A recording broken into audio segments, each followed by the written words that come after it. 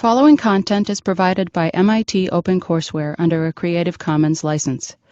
Additional information about our license and MIT OpenCourseWare in general is available at ocw.mit.edu. Okay, welcome to the second lecture in the CDD Spring Forum here at MIT, Department of Urban Studies and Planning. Sensing Place, Photography as Inquiry. And before I introduce our speaker for tonight, Camilo Vergara, I want to remind you all that Lou Watts will be speaking next week. Lou is a professor at the University of California, Santa Cruz, taught at Berkeley for many years, and he will be speaking on communities of color, traces of history and culture, about his search tracing in both rural communities and urban communities the roots of African American history and culture.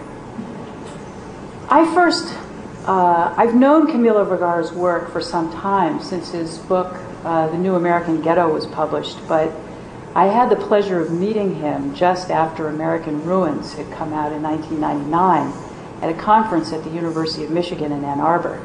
And we pored over his book, and it turned out Camilo had a rental car and was planning on going in shooting photographs in Detroit at the end of the conference. So we hooked up and took a field trip into Detroit, into the train station and the old Packard plant, and really some extraordinary places.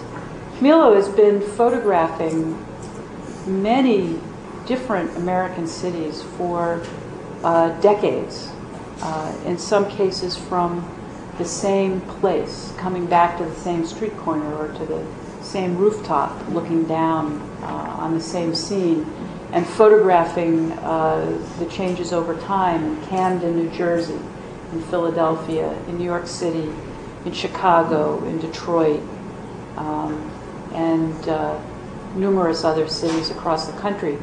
He's won many awards. Most recently, he was appointed a MacArthur Fellow, and has many books. So if you get intrigued and introduced to his photography here tonight, you can, so we have the new edition of American Ruins up here on the table, which you can take a look at afterwards. I won't go on and on anymore. Camilo lives in New York, and he'll tell you more about what he does and how he goes about doing it and why. His background, by the way, is as a sociologist. Well, Camilo. It's a great pleasure. Yeah. Well, I'm very happy to be here. This is my second time here. I was invited about 15 years ago, and I spoke. There was somebody teaching urban studies here that had run for mayor of Boston a couple of times. His name was Mel King, and he taught a course in urban history here, or urban studies. And there were two students who, I don't know where they had found out what I was doing. I don't think my book was out at that time, but I was doing some articles on different pieces, and I think something had come out in The Nation or something. And one of the students called Berg called me. And I spoke, I will never forget, because it was like an amphitheater. And it was all packed, and there were students standing up in the back, and it was, you know, almost like an operating room, except that it didn't have a cadaver there in front of me. And it was a very exciting thing. I was tongue-tied, more than I am now, and but it was a receptive crowd, and it was a great moment for me. So I have very fond memories, and I'm happy to be here, and I'm happy to be invited here. I will briefly try to set up this idea, this website of mine, and what I'm trying to do.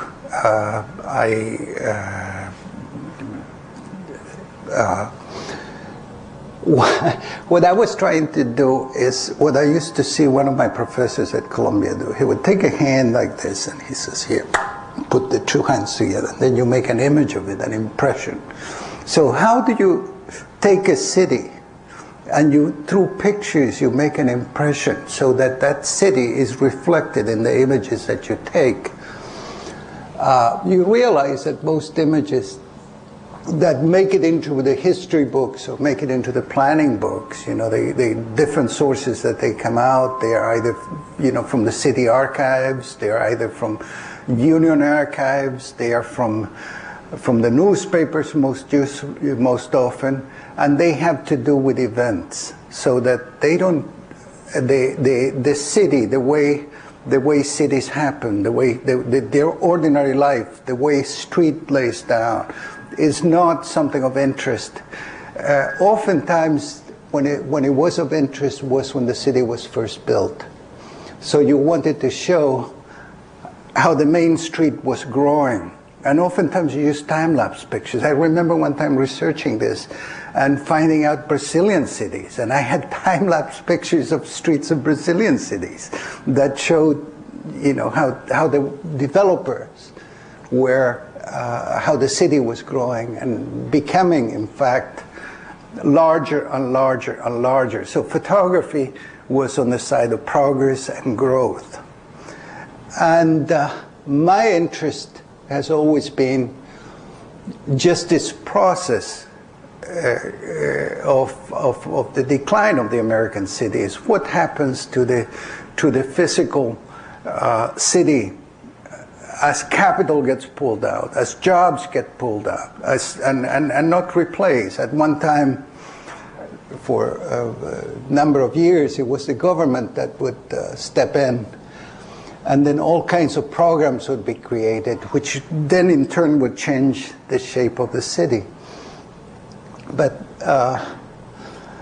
more recently, the government has pulled out. And one of the ways in which you can see it, if you take some of the most popular, most famous, or better, if I could say so, urban history books, and you look by times, you know, the times to which they go. If the books are more recent, if the books cover the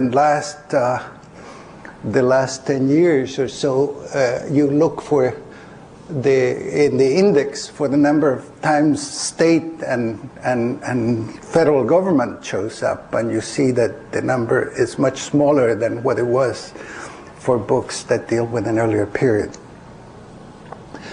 So, with that said, as a photographer, there are many photographers that have photographed poverty. Poverty being a separate thing that photographing a city. Poverty just tends, the photography of poverty tends to concentrate on the idea of a person who happens to be destitute. That never appealed to me because human beings don't change very much. I mean, they change in terms of the clothes that they wear, but, you know, seeing a poor person from the 19th century and seeing a poor person from the 20th century is something very similar. What really interested me was the background of poverty. What was behind this? What was behind people, and then the environment in which they live, because that has changed. That goes from changed very dramatically. I mean, for those of you who used to be familiar with the high-rise projects, you know, you can go to a city like Chicago today and look for those high-rises that were stretched for, in the case of the Taylor homes, for about 2 miles, and probably you find 1 or 2 examples left, you know, where there were 40 or 50 big towers standing up. So it's this landscape that I intend to, I have documented and I intend to present to you today. And what I have done, the form I'm trying to present it is by showing you photographs of the city of Camden, which is a city that I have photographed since 1979. This is done with support with the Ford Foundation and working together under the sponsorship of Rutgers University, who happens to have a campus in Camden, in association with a historian of Camden whose name is Howard Gillette. And he's just completed a book called Camden After the Fall. And he's done a very concise introduction to the website where you get the major figures and the major changes that Camden has gone through. The Camden website is invinciblecities.com. And the Invincible Cities comes from the fact that Walt Whitman used to live in the city. He died there in 1880. And his house is still there. And his mausoleum is still there, and you will see it in the pictures. So what I like to do is to start with the photographs, show you the photographs relatively quickly, and then if possible to open up for questions, because I found that in several places where I have given this presentation, the questions at the end after the presentations become much more the whole thing becomes much more interesting. So we start with a photograph of the inside of a factory.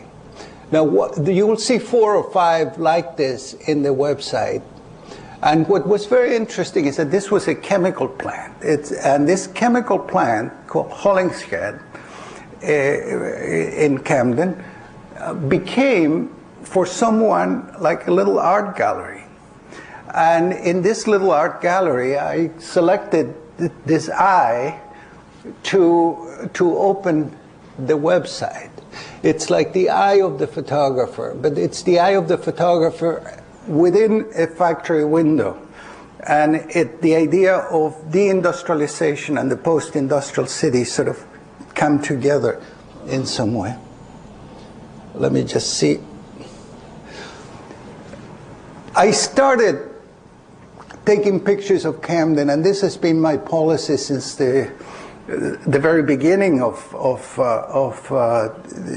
this attempt at getting a replica of the city.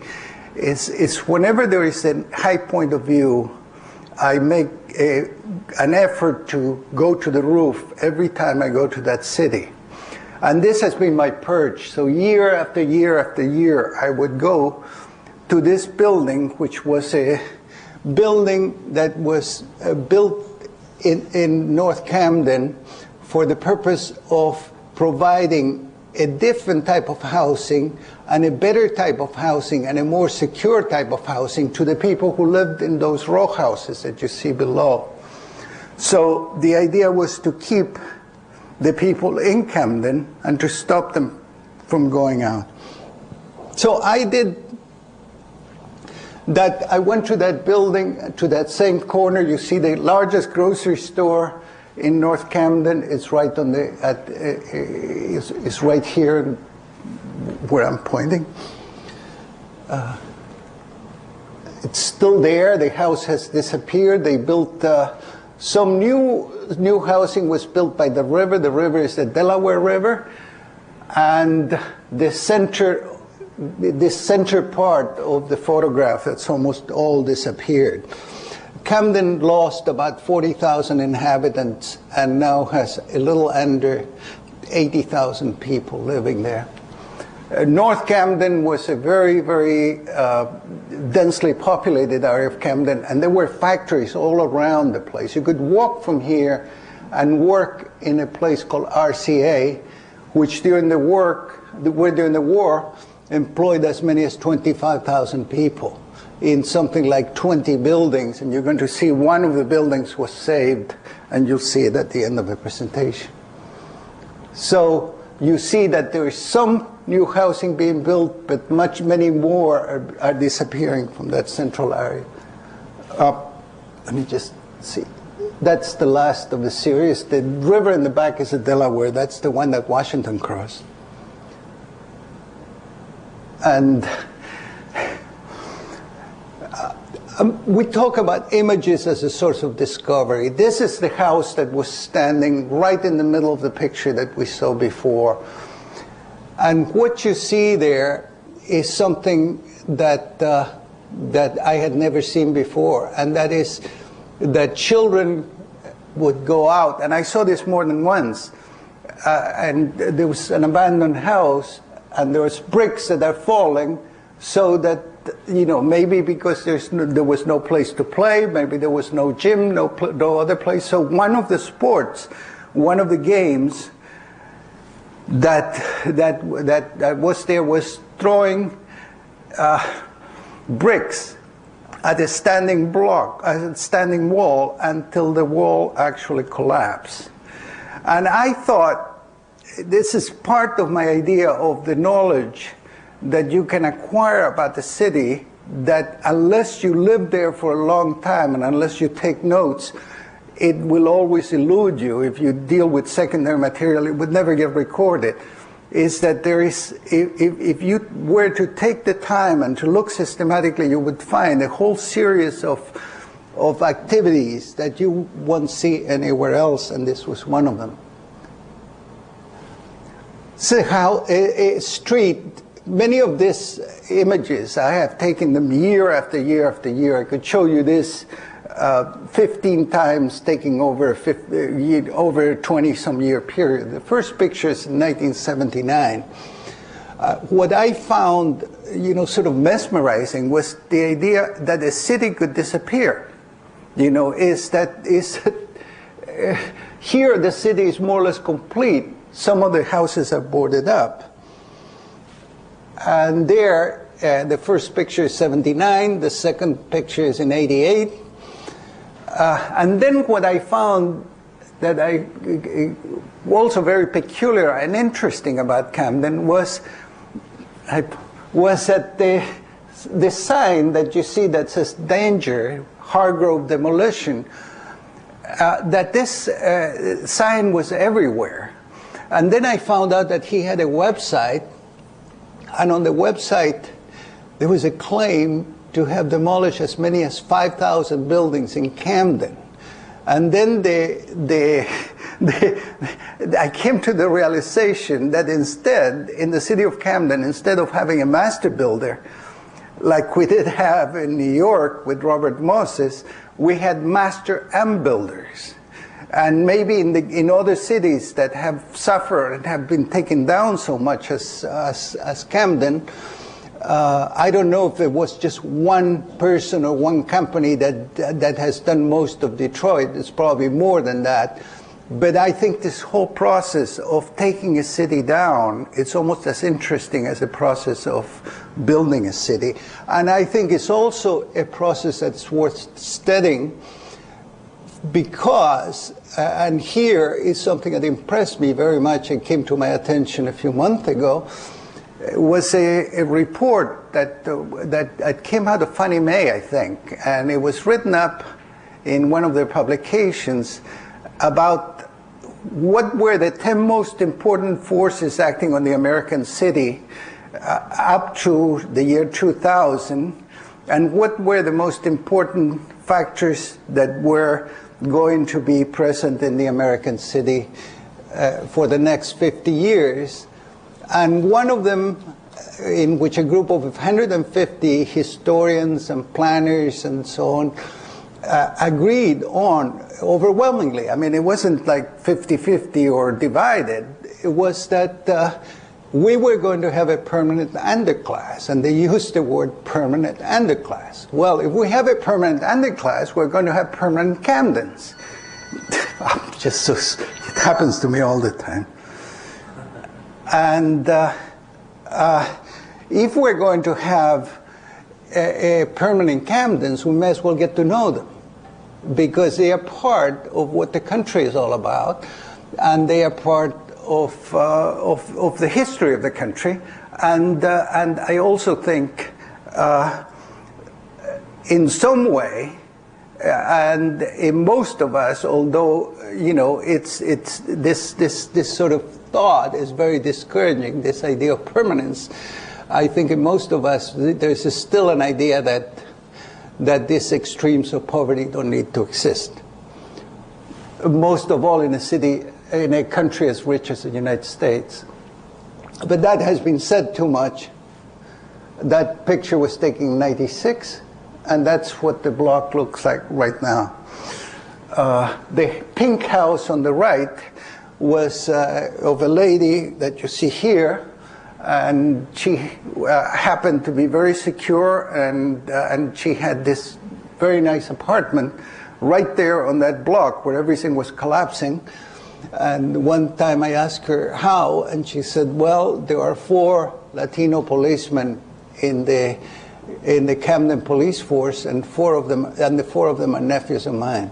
So they would take a break and come and have a cup of coffee with her, and so everybody left her alone. She died very recently. That was one of the most important corners in Camden. The street was called Broadway. There were big theaters right there across the street, and this is in decline. The year was 1981. The next photograph was just taken. So this is the process, the dismantling, the taking down of the buildings. And that's a view of the same building with a person that's waiting for the bus. But it sort of reminded me of the views of ancient Rome, where you had the shepherds in front of the Colosseum or some of the classical buildings, and there was that disparity of lives and you know, the context in which they were placed. Over the years, I've seen the effort. The bank is now a church.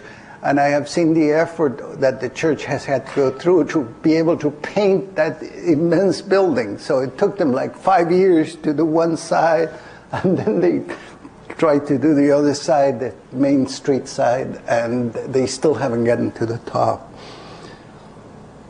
The buildings, areas become adapted. Like this is the end of the sort of normal state of this corner of Broadway. When it was before, it's one of those corners that typically got killed by the malls. And there was a mall in Camden called the Cherry Hill Mall that attracted most of the businesses that were on Broadway. So that the appliances and television stores went over to the mall, and the hat shop that's next door, maybe there's no hat shops anymore, and the drugs and all of that went there. And now the area became, that's what it is today. The first one was in '79. Today it became more a sort of center for people who are down and out. So this has become the area where you find most of the shelters, most of the, it could be compared to actually to a repair station for human beings, you know, a place where you go when you don't have anywhere to stay, a place where you go when you're battered, or a place where you go when you have addictions. Again, in empty lots, sometimes you see these creations that develop sort of one piece at a time. And what this is a local Catholic church that went to one of the empty lots and put a cross there, you know, as now that we don't have the state and the federal government to help us, we have to go to a higher power. And so they put this there, and then other people begin to bring their benches and their tire planters, and it becomes kind of a little sacred space that I continue to keep under observation. That's a church. It's, of course, the last of the row houses on this block, and probably the only one. And there you can see how it's the stoop that leads to that leads up. It's also used to lead to the house next to it. Again, another church. There's no shortage of churches in Camden. It's very cheap to get a building that you can habilitate and put a church in. It's also the city is very insecure. Camden has, for 2 years in a row, was declared to be the most dangerous city in America. So you can see here that people don't take chances with windows and that sort of thing. This is an old church. This was back in '81 and it doesn't exist anymore. And that was a garage, and I went to service there. It's very, very long building, and you could see about 80 people inside of there. It's another one. And that's the back of yet another church. As you can see, I mean, the tragedy with the buildings like this, of course, if there is a fire, and people have to try to get out of it. And that's the last of an industrial neighborhood that was very near the New York shipyard, which was the largest industry in Camden, particularly during the war when they made ships. This huge shipbuilding complex. The whole neighborhood left. The church was kept. The church was originally a Ukrainian Catholic church. It's now a Baptist church. The sidewalks are all, impassable. You can't walk the sidewalk, so people walk through the middle of the street. The churches that were built by the old immigrant communities are still standing, like that one, but that one just recently lost the cross. One day the cross came tumbling down, and it's a huge church, so you can imagine that cross must have caused some commotion when it came down. Areas like this are selected for a certain type of billboards that you see all over the neighborhood. And it's billboards like this that you don't put in any other neighborhood except the poorest neighborhoods in America. I saw this billboard in Newark too, because it was a New Jersey billboard. That one too. And that's the most recent one.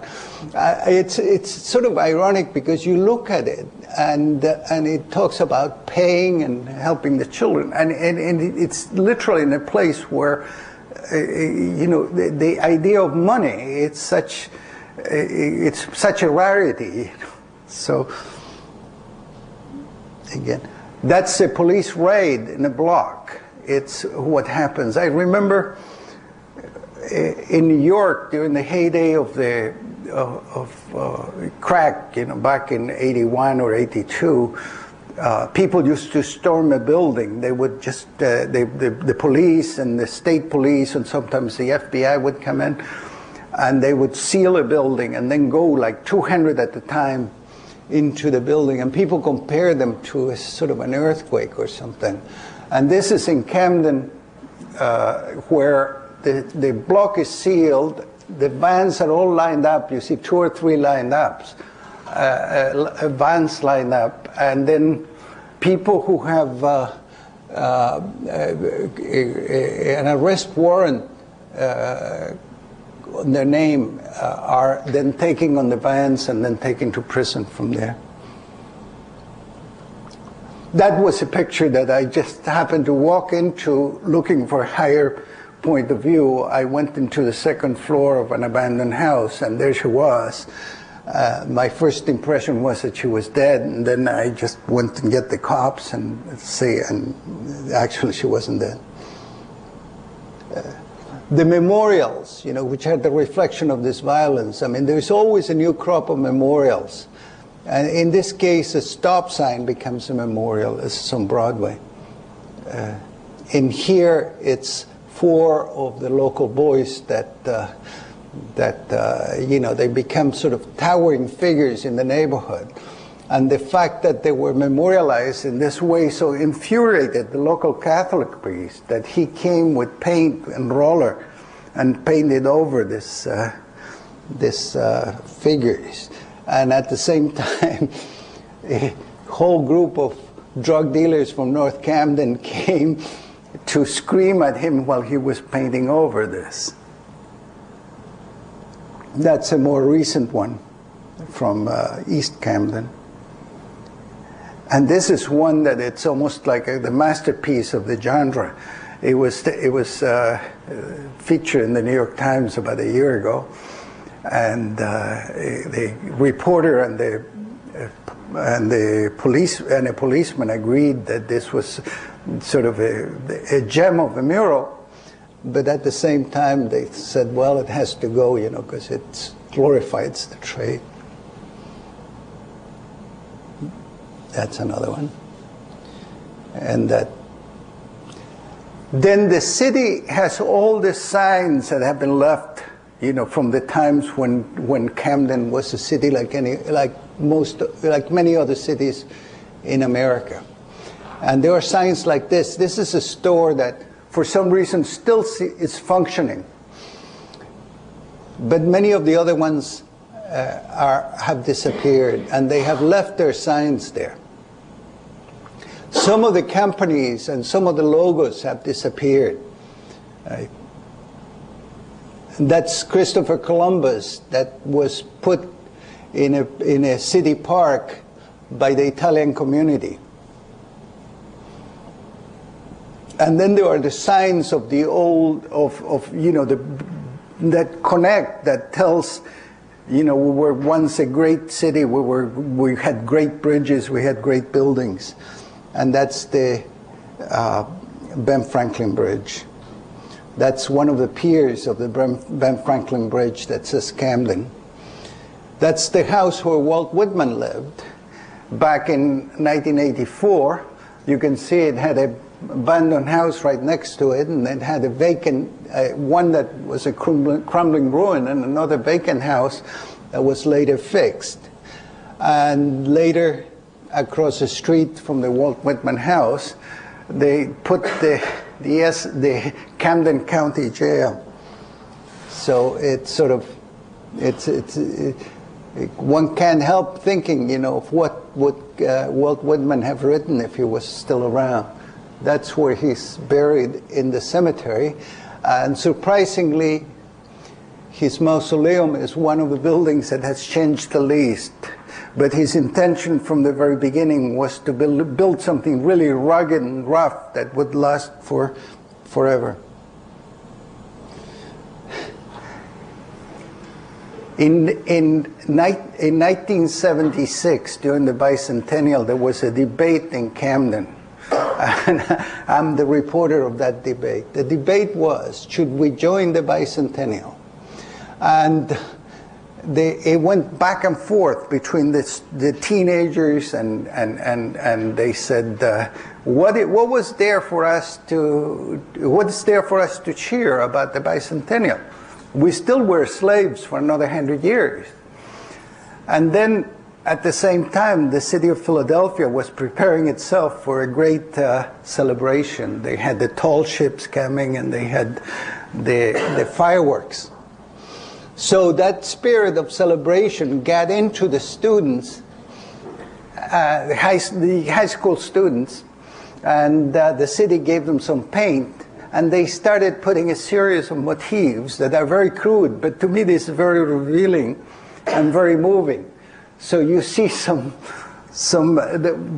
date 1776, the horses, you know, some pictures of Indian maidens there, and then some African American fighters, you know, fighting during the Revolutionary War, an eagle that got eroded there. And here you have the African American worker, and at the same time the famous civil rights photograph there that has been superimposed. And that's a detail. And that's all there is left of that. It's the old flag. This is another one of the photographs that was found that was taken in the same factory where the first picture was, and I think it's a play with the Statue of Liberty. Some buildings stay, and I think this is what this one of the things that I find very interesting is it's a few people managed to make the transition. As the city made the transition, they stayed there with their businesses. In this case, it was a couple that had that bar, But they continue having that bar, even though the neighborhood around them changed completely. So even though it was a white neighborhood of Poles and Ukrainians and Irish, it changed into an African-American neighborhood. But they were there, and the business continued to thrive, and everything around them sort of disappeared. So here is this bar, one of the strangest bars in America, that is in the middle of nowhere, and it has, sometimes you find around it almost the whole lifestyle being built. If you go a summer day, you find people barbecuing all around there, as if it was a city park. If you go in the winter, you find people selling such things as socks and cigarettes and so on. It's another one of the things that it's left behind that stay there, and that's a store in Camden, and that is a place that sells religious objects, mostly to a Latino, to a Latino clientele. That's part of the eroded cityscape. That's what, some of the streets, or many of the streets of the city look like today. A house that has been sealed there and sort of preserved, standing almost blinded. One house, and here is something that I do want to follow through this. What happens when there is one house that is either attached to a house that is abandoned, or where, like in this case, is attached to several houses that are abandoned? How long does it continue? What happens to the people inside? How do they perceive their situation? What is if I go there next year, if I go there the year after, will they still be there? Or will they sell the house and give it to somebody else? Again, here is one that is occupied and is tied up to all those other houses that are scheduled to be demolished. You can see the sign there for demolition.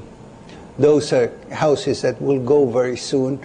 Part of the reason why so many houses in this particular area are going is because the land itself was polluted there. Much of that industrialization, the heavy industry that took place, that was there and thrived, polluted the land. And depending on what the pollutants are, sometimes that can take 7 years, sometimes longer than 7 years to clean. And it's really a major undertaking. So this area is all going to be cleared, and the cleanup period is going to start. The houses start peeling, so this is the sense, you get the same sense in Detroit, in many of the other American cities. And then you start getting the older skins. I think of this almost as having an X-ray of the of the house, where you almost can date all those skins. When aluminum siding came, when this other asbestos siding, or all the different sidings that were around in the 30s or the 20s. That is the case of a woman that had to live with a vacant house next to her. And she had done so for 7 years, and in 7 years, the house was still vacant. That's the house next door had recently been vacated. An elderly lady lived there, and she got too old, and she had to go to a hospice. And of course, the house was burnt. But next door, they continue to live there, even though it's wide open.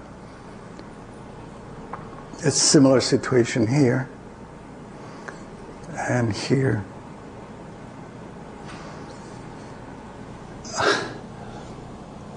I don't have much to say about this. The man, he has a job. He goes out to clean hotels in the surrounding areas of the city, and then he comes home, and this is his home. And he's doing some cleanup and some painting efforts that go just part of the facade. That's another example. The institutions, too, pass a certain point. Up to a certain point, they were like the institutions anywhere in America, and then they began to be built in quiles that were only adapted for the inner city. And this is a case of a school. You know, I'm sure that if you go to some other cities, you know, that are more affluent, you won't see schools that look like this. And the irony, of course, is that the schools put this big flag there. That's another example of a school in Camden. Some of them may have been adapted. It may have been that the style, it's a style that was built in the 60s when they still thought that maybe this situation was not going to be permanent, and then they put those metal cages on the windows afterwards. That's a sign from another one of the schools. That's a daycare center, also from Camden.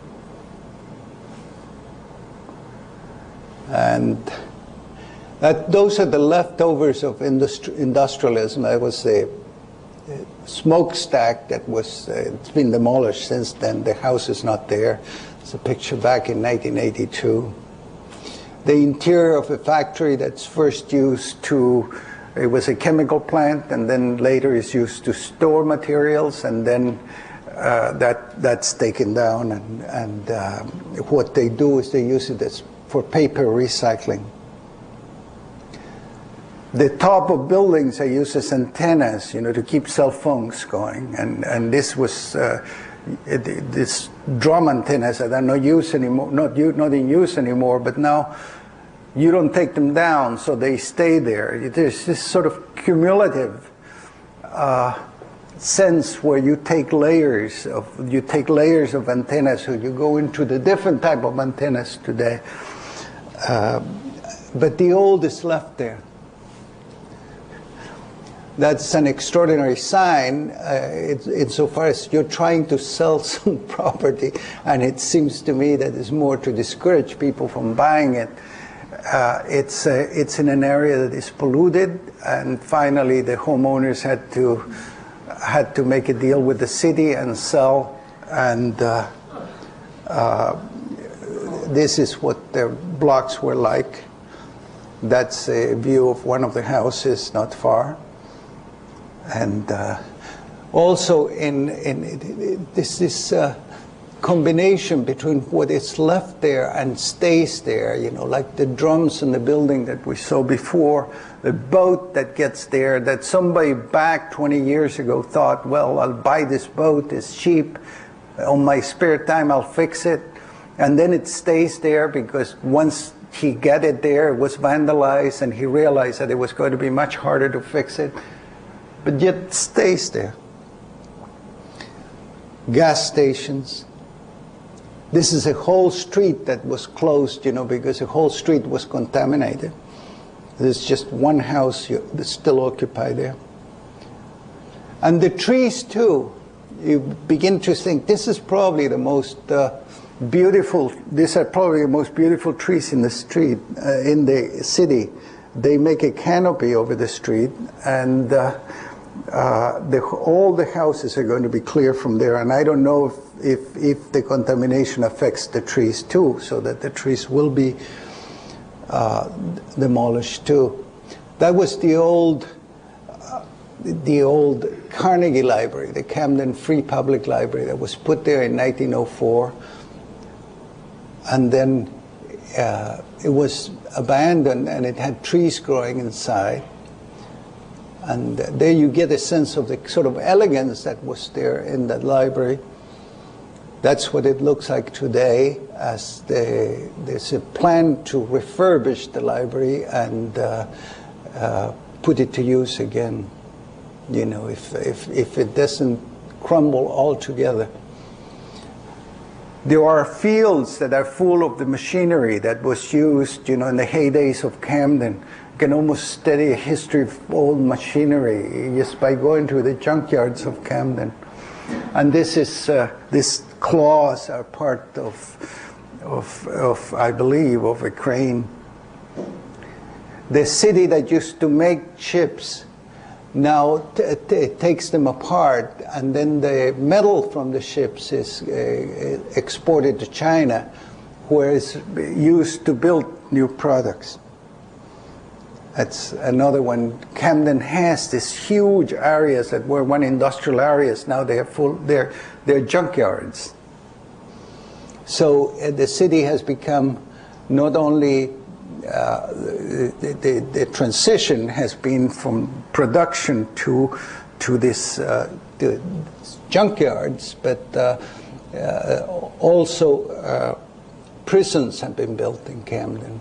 There have been 2 large prisons, and in addition to that, there's been Camden has become the place where the sewage from the suburbs is treated. So in some of these neighborhoods, particularly the one where you saw the sign before, if you go around, the smell is almost unbearable sometimes. See, this is a truck, where it's all refrigerators and the like are being taken to one of the junkyards. That's the prison, that's the state prison. Not to say that there is not still some sort of everyday normal life. I mean, there is a police athletic league, and the kids play soccer there in the fields. There are places like this trailer park, which to me was extraordinary, because it was the only place where I saw probably 100 or more than 100 units, none of which was abandoned. So here the trailer park, which usually is used to, to despair neighborhoods, it's somebody from a trailer park, was the good neighborhood. That's a Hope 6 project in Camden.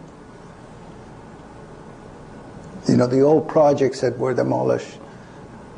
And near the waterfront, near the Delaware River, and very close to downtown Philadelphia, a number of buildings, some of them historic buildings, are being fixed through a recovery program that put something on the order of $170 million from the state to be used to do such things as an aquarium, an expansion of the aquarium, some industrial parks, a center for performing arts, and so on. And this building that was then fixed, this was the headquarters of RCA in Camden. A building famous because it had the logo of the company on the top of the tower. And then it was allowed to deteriorate, but then it was fixed, and with $50 million of government help. And now it's a success, because the trip to Philadelphia takes 10-15 minutes to downtown Philadelphia, and there's like a security cordon around. It's like recreating. It's like creating a wall, 2 cities separated by a wall. That's the aquarium, the entrance to the aquarium, which is now run privately. It was built and paid with public funds. On the edges of Camden, you see an immigrant presence, as you see, in this case, you see Vietnamese people, and they have a couple of Vietnamese restaurants as well as a pagoda and several businesses. Also, Mexicans are starting to come to Camden, and this is also in the periphery, and this is one of the restaurants. And this is so what I'm trying to show that some of the elements of recovery, have to do with the presence of the immigrants that are coming in. At the same time, you have the other recovery, which is the state-sponsored recovery, which is creating this separate section of Camden, and which brought, among other things, the battleship New Jersey, which you see there. And the city of Camden bid for it, and they finally got it, and that the idea is that it attracts visitors and keeps the city, the visitors will spend money there, and that will keep the city alive. So I'm very glad to have spoken here. I hope that this was of interest to you and that you have many questions, and I hope I'm able to answer them. I'm particularly happy to see my friend Keon Park here, with whom we go a long way, and we worked together in Detroit, and we did a show on Storefront of Art and Architecture in New York, which he used to run, and I'm very happy that my friend Anne brought me here and be able to talk to you. So let's see if you have some questions, and let's have a discussion.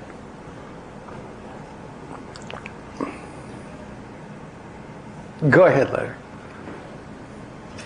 The power of your narrative on Camden is really quite immense, and though what you presented tonight was, in the end, balanced by some of the more positive things, it would have the overall effect of documenting decline of the city.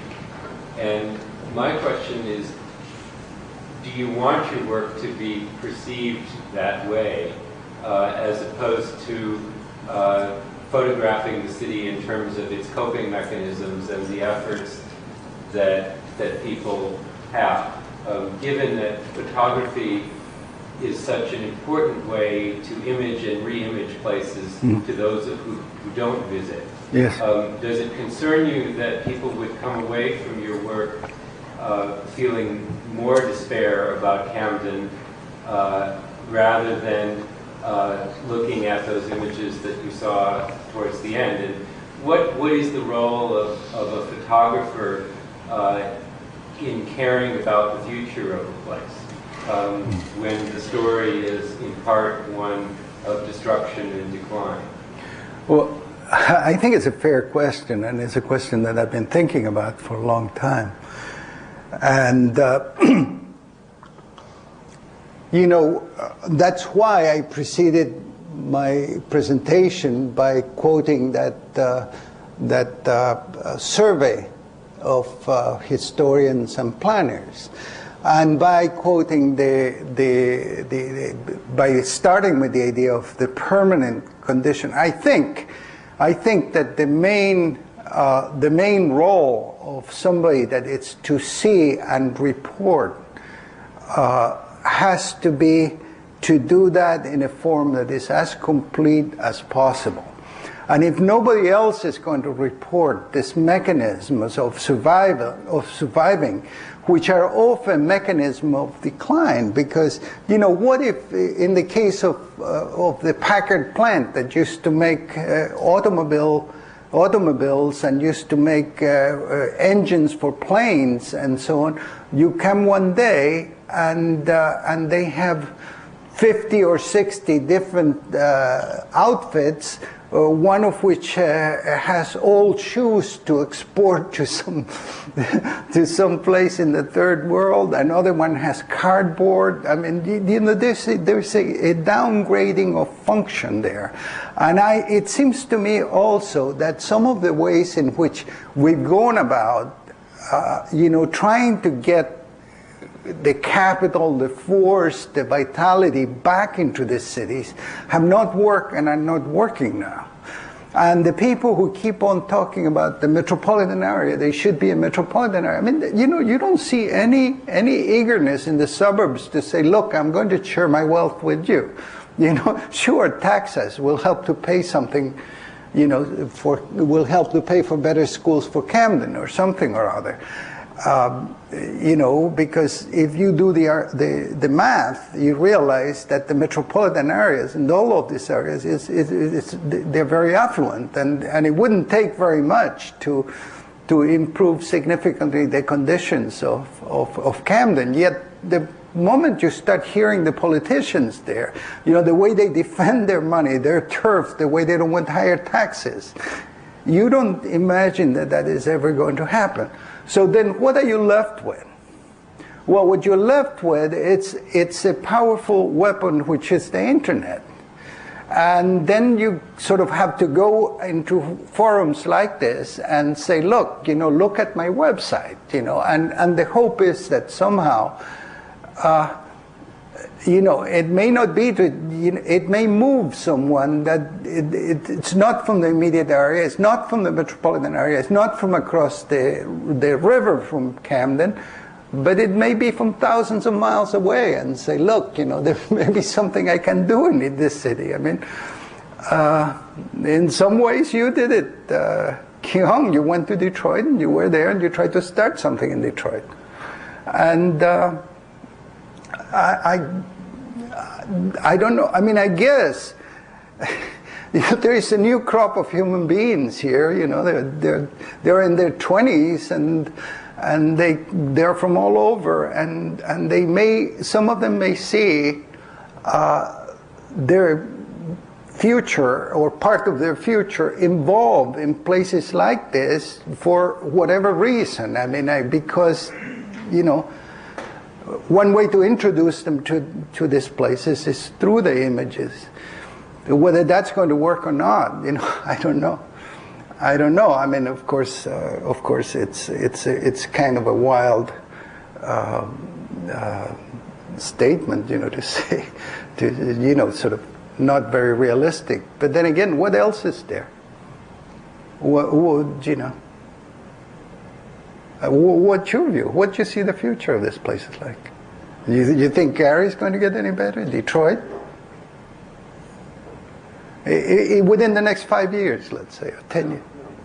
I guess the only question is whether, if part of the goal is to attract people to care about the places, how does one reconcile the most powerful and well-disseminated images being more about the story of the decline, albeit with a fair amount of coping mechanisms, versus the attempts to focus on the efforts by local community groups or other efforts to reinvest in the places. Do you feel that by becoming the self-appointed documenter of the city in a way that goes beyond what others there are able to do by the virtue of the quality and dissemination of your work, are you moving that city in the direction that you'd like it to be, or does it run the risk of scaring people off from investment in They already are, Larry. They already are. They are out of it. They are not. The money that's coming in, it's government money. There is a company called Cherokee that wants to tear down and get 1,000 people out of their homes and build 5,000 homes. But it's a program, I mean, every year it gets postponed, one more year, and we don't know what the impact of that's going to be. I mean, to sort of create that ribbon by the waterfront that is separated from the sort of core inner city place. I realize it's a tough question, and I don't have an answer for you, but on the other hand, I mean, somebody has to tell the story of the sort of nitty-gritty of decline, the story of what it's like if you have your home, if you clean your front yard, if you put your plants there, but you still have an abandoned house next door to it, and you still live with the fear that that's going to catch on fire and burn your place, and you probably can't sleep very well at night. I mean, you see, whether it's the whole idea of being able to do something which is perfectly balanced is it's of course unreachable, and you know, for one person it's a very difficult one. So in 30 years of photographing Camden, there's never been a case where that one inhabited house next to the abandoned one has been followed by a rehabilitation of the one next door? I'm sure that's happened. I'm sure it has happened. But you see, what happens, and I think this is when you use images as a source of discovery, is that you discover the questions too. And I tell you, it took me 29 years to realize that this is a way in which a problem was being posed in a very stark way. And that it could be, it can be done, that someone can do a very beautiful piece of research because the places are there, the addresses are there, and then we would find out the answers to what you're saying. My job is kind of put it in front, you know, here, this is one thing. I think that also restores the dignity to the people who are still there and holding out. You know, I mean, most of us would have left. Right. But all I'm asking is whether you did ever find a case where those people who are holding out were rewarded by reinvestment next door, as opposed to the building falling down. Well, I guess my answer in a roundabout way is that I've been slowly trying to get to the usefulness of this approach, you know, rather than first you look for an impressionistic way and say, look, this gives you an impression of what this is. And then you start doing the systematic way. And now this pairs struck me as being something very powerful about a year and a half ago. So I'm sure enough, the next time I go to Camden, I'm going back to all those addresses. I have about 20 addresses or more than that, and then I will know some of the story. But you see, I'm trying to invent a research tool all by myself. And I'm not... This is a great example to work with. But can I ask the gentleman a question to him? Why are you... I'm not quite sure what you're trying to get to, but maybe I could ask a question turning it around the other way and say,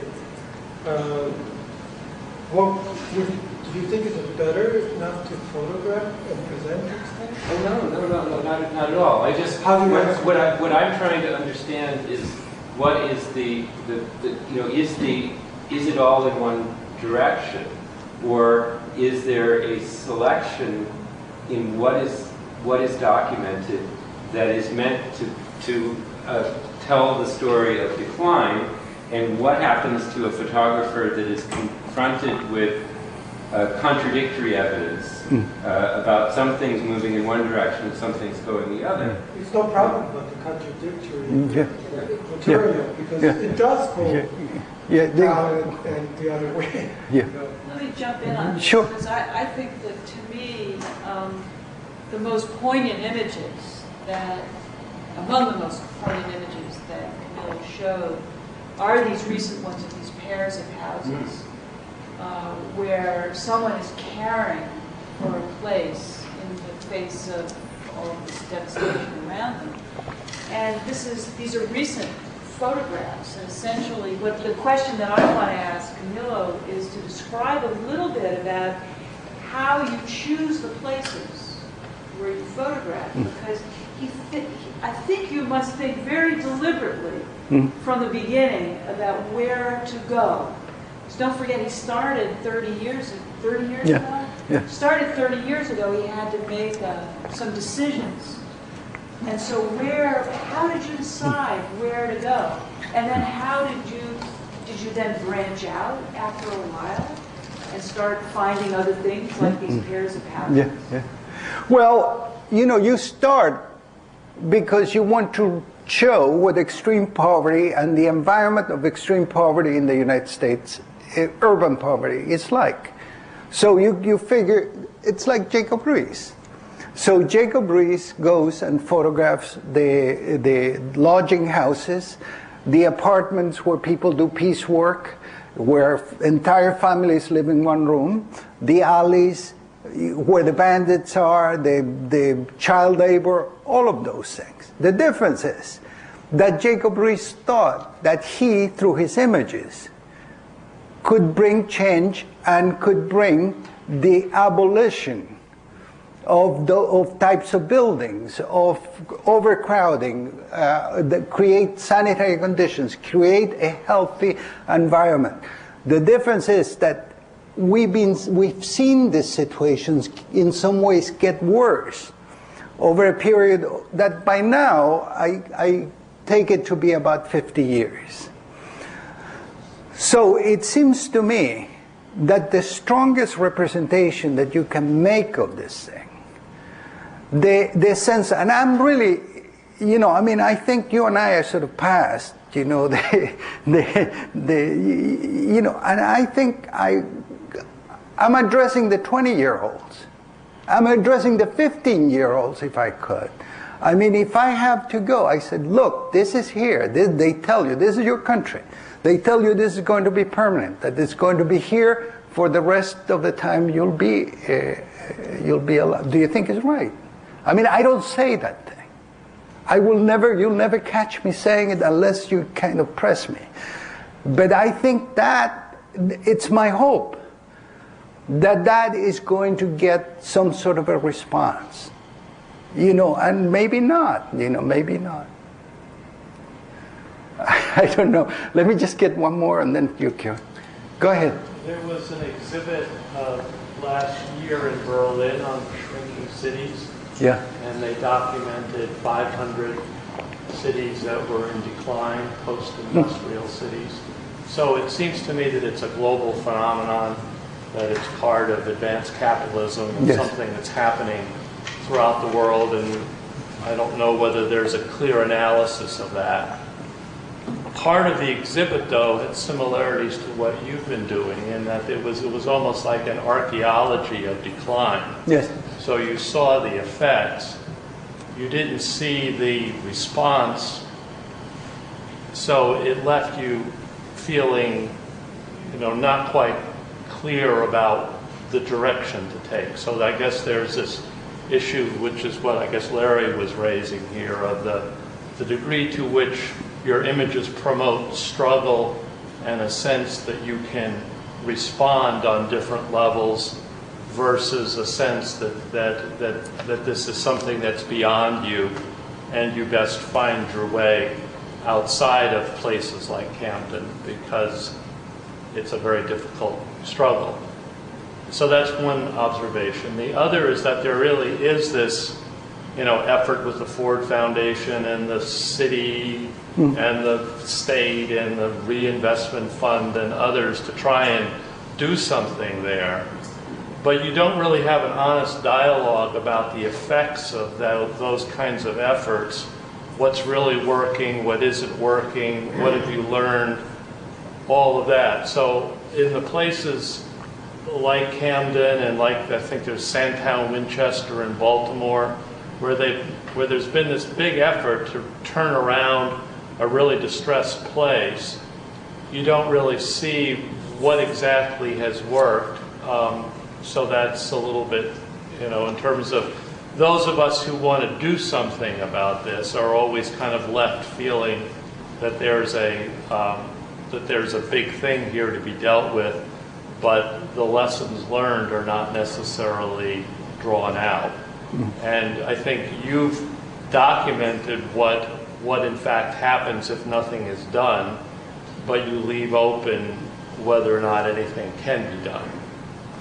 Well, I think that's fair, and what I find, what interests me is to try to the utmost to make the places understandable.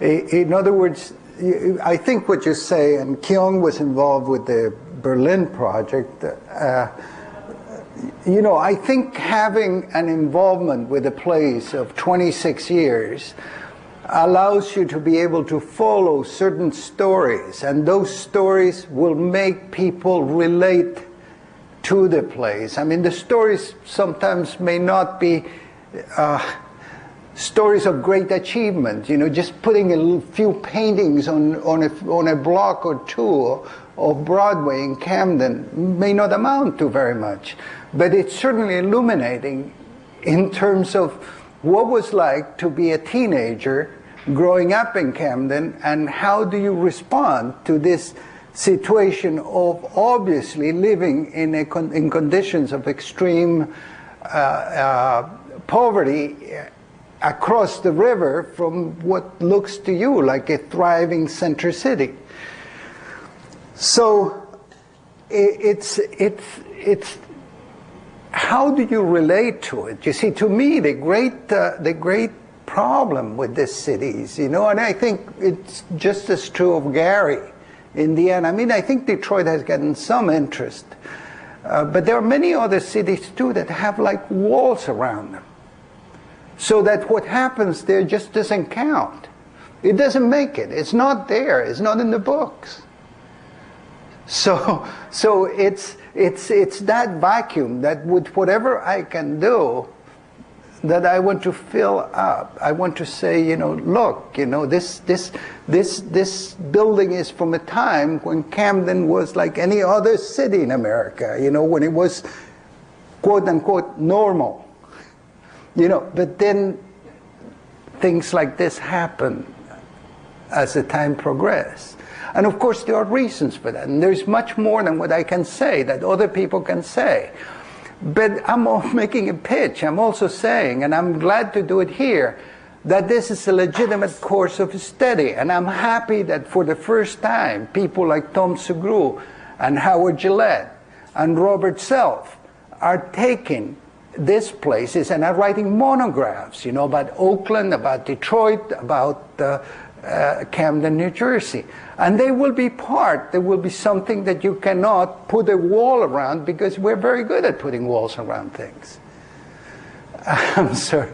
You like to, let me just. And I'm also a photographer, and I've done several cities.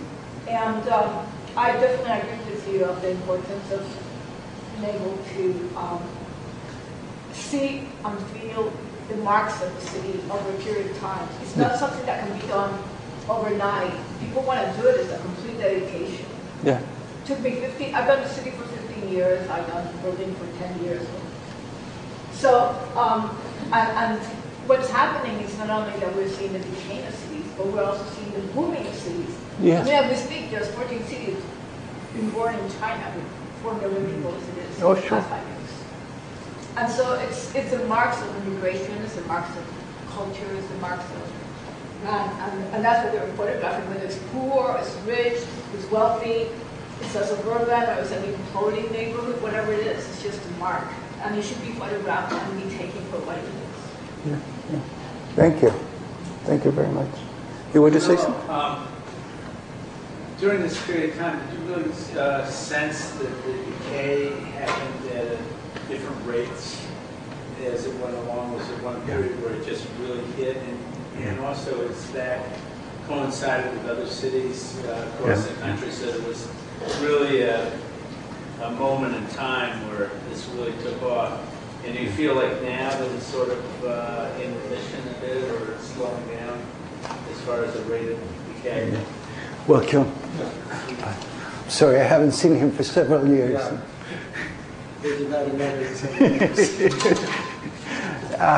Yes, I think the period of the crack epidemic was one when you saw change happen very fast, and buildings going up in flame and so on.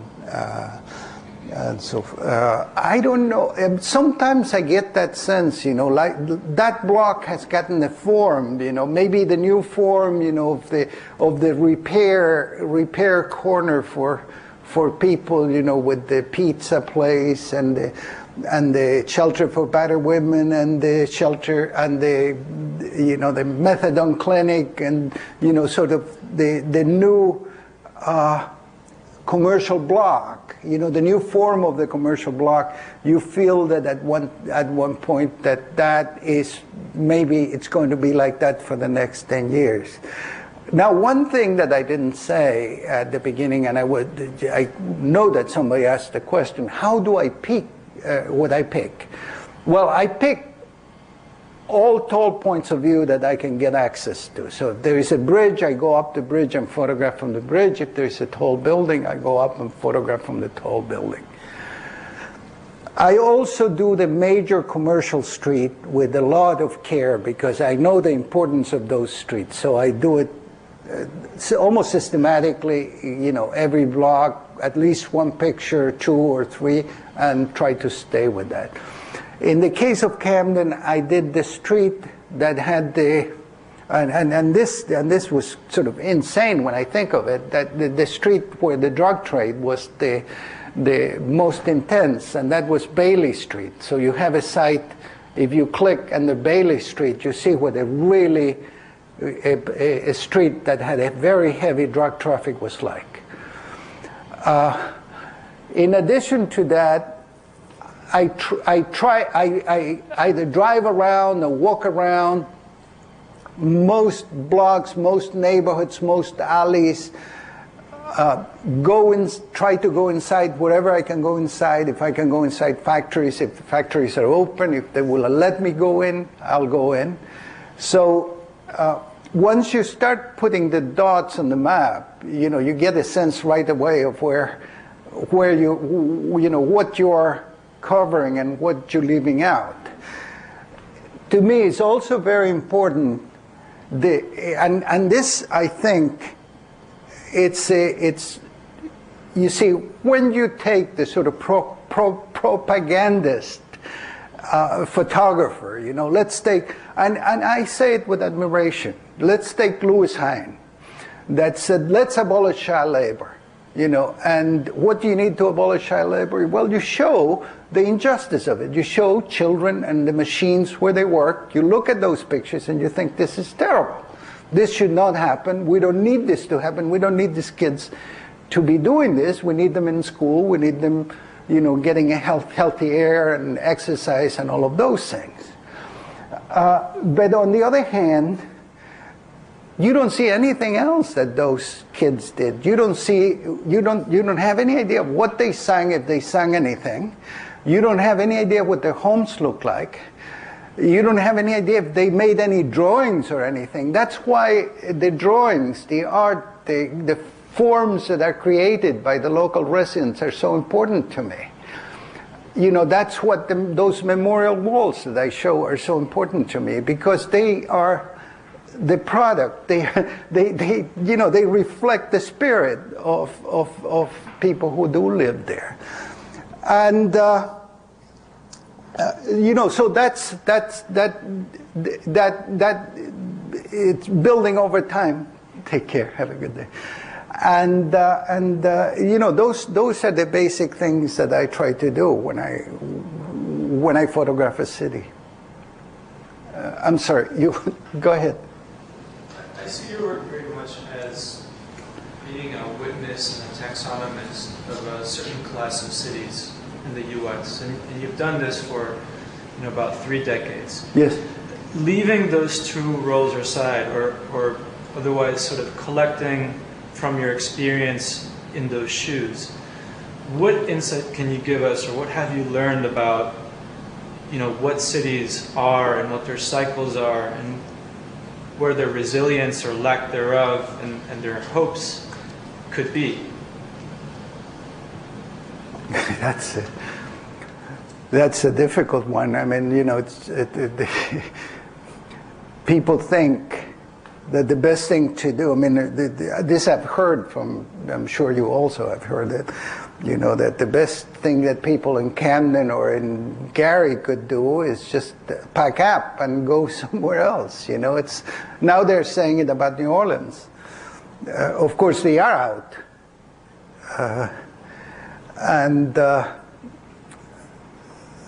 You know, is there a point where cities actually become a liability for the people who live there? I mean, it's a heavy question. You know, we always thought that cities were such a positive thing. that city is the crowning glory of civilization. It's the place where the mind can function, with most intensity, with human beings become engaged, and then see them really as dead places, places where you should encourage. But then, the other problem really is that we have no place for the people who live there, even if they wanted to get out of there. Where would they go?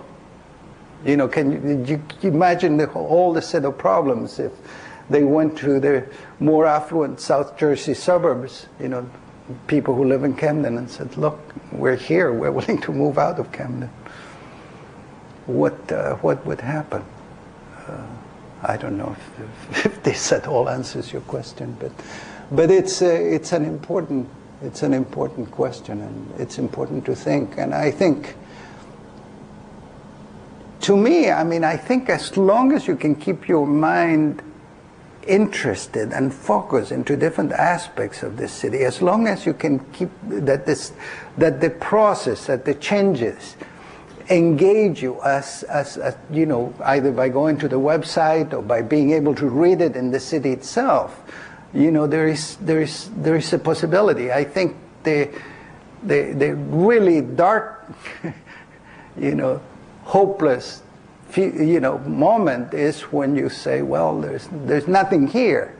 There's nothing, not even the stuff that may interest you because it's quirky or,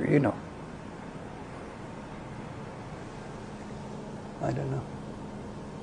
Anyway, go ahead. I have a question about how you take pictures of places and you take pictures of them. One of the things that I noticed tonight was that, and in one of your responses to the questions, you mentioned it, and I won't rephrase it exactly right, but basically saying that you're not interested in events per se, but in longer term changes over time. And so I wonder, but some of the stories that you told talk about things that happen in those places. So I wonder when you're in Camden, whether you take photos of political rallies or church services or parades or the police arresting someone, or the kinds of images that we think of as like the photojournalist image that goes up on the front page of the newspaper or shows up on the evening news, or that documents a story of a community of people, an ethnic pride parade or the MLK Day parade or things like that. So my question is, are those events that you attend, but you're interested in showing other kinds of views of the built environment of the city, or are those images that you take, but then when you edit and you decide the story that you want to tell, those are ones that you tend to leave aside and instead focus on the slower pace of change in the built environment? Well, a policy that I consciously took from the beginning of my documentation was to sort of leave to others what others were already doing. So since I lived in New York, there was plenty of poverty in the Lower East Side, but there were plenty of photographers that were photographing the Lower East Side. Why do you want another one? So there are plenty of photographers that do those rallies, that do those festivities and so on. They don't do the sort of drug, or they may do it too, when they cordon off a block, like the picture that I show you, or the picture of a drug addict on the floor, which, you could tell me that was an extreme abuse of privacy, which it was. But I don't have, how can I say it? It's, there is a division of labor. I mean, those newspapers do take those photographs constantly, and they usually give them to the university. So Rutgers Camden at one time will get all the files from the Courier Post, and they will have the 80,000 pictures or 100,000 pictures, and they will get a big write-off for taxes, and they will have a huge number of photographs of precisely those things. I don't know how well, how can I say, identified they will be. I mean, mine are, you know, I made sure that they are very well identified by place and time. And if there is anything else to add there, I put it there. And if there's anyone to ask any question about what's happening, I ask there. But that's the reason why you don't have those photographs there. I figure if that's going on, I mean, you see, there's a basic idea here. The first time I spoke as a documentary photographer ever was at the Museum of the City of New York. And I show similar pictures of this, mostly from the Bronx. And somebody stood and said, "You call yourself a documentary photographer? You show us a bunch of pictures of buildings." He says, what is this? And well, now the answer is the buildings speak for people. You know, you can see the hand of, not just of time, but also the hand of people in the way the environment changes. We just have to learn to read it. Go ahead. I wanted to ask, are there any other northeastern cities that you might parallel Camden with? And if so, you know, what cities are they, and have you seen, how many parallels have you seen? Because to me, Camden almost seems more like one of the Midwestern cities. Yeah. Like it's become isolated, and it's, you know, if you look at Philadelphia and Baltimore, like in the early 80s, when there were just massive problems, and such a huge part of the city was, you know, ghetto, basically. You know, Camden's never, Philadelphia and Baltimore have started to come back, and Philadelphia has really come back, but Camden is like this isolated place that it reminds me a lot more of Midwestern cities. East St. Louis really and so having trouble recovering and revitalizing. Well, you know, I think there are parts of Philadelphia where I feel like I'm just in Camden, you know, in North Philadelphia and parts of West Philadelphia like that. I could have shown you some pictures of Philadelphia scenes. Yeah, Camden is extreme, and I think it's important because it's extreme, and I think it should be shown, you know, with as much, how can I say it? You know, they always told me not to use biological analogies or medical analogies, but if you wanted to show the case of something that's present in the body, you know, you want to show it in its maximum expression, you know, where it's strongest, because there is where it's easier to understand. If you can do that, I mean, and the United States doesn't have a lack of places like I mean, Benton Harbor is another. The big places, big parts of Chicago, and now there's a number of suburbs in the south side of Chicago that are very much like this. Robbins and Harvey and so on and so forth. I mean, the list is long. So it's not like I'm singling the one terrible place. And certainly Detroit it's another story. So I don't know. I don't know to what extent. I don't think Camden is the exception. Camden is it's a. But I also think that through Camden, you know, the whole theme, this story may become, you know, more poignant, more, you know, may draw people in, because it's extreme. Go ahead.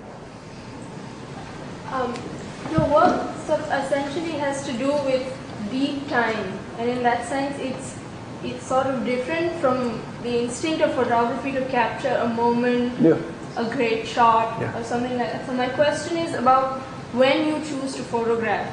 Really, over the last 26 years, of whether there is some significance to taking a picture in '79, and then in 88, if I'm correct, and 96, and so on. Do these points in time have some significance?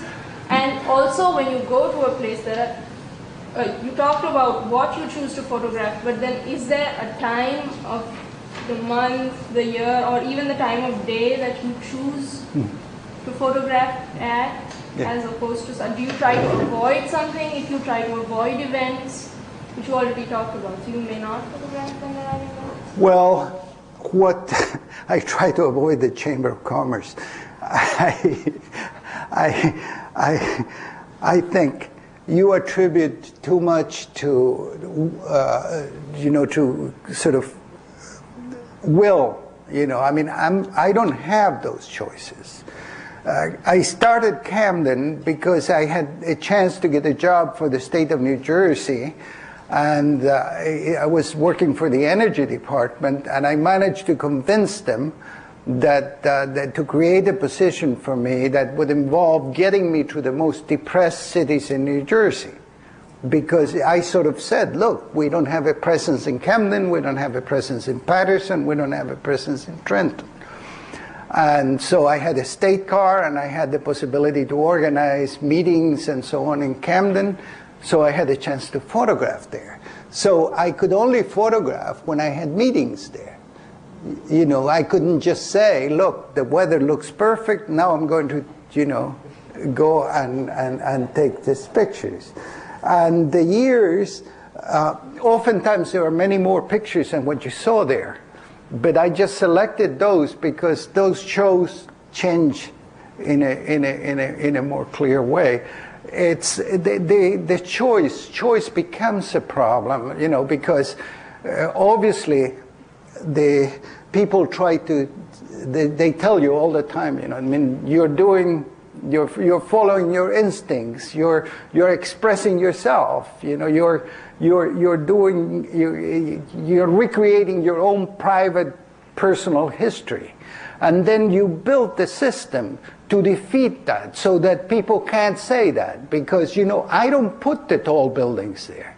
Somebody else put them there. And I pick the light in a way in which is not interesting light in terms of, lights and shadows or angles that are really fancy, but I take pictures straight on. Because those are the ones that are easy, make it easy to read the building, to sort of duplicate the building, to give you another view of it. As far as, the using of time-lapse photographs. I mean, ever since the beginning, I had the feeling that the best way to proceed was not to think that one picture would tell the whole story, because it was absurd. I knew that this was insane to try to take, one picture of this building or one picture. I thought from the beginning that pictures were like building blocks.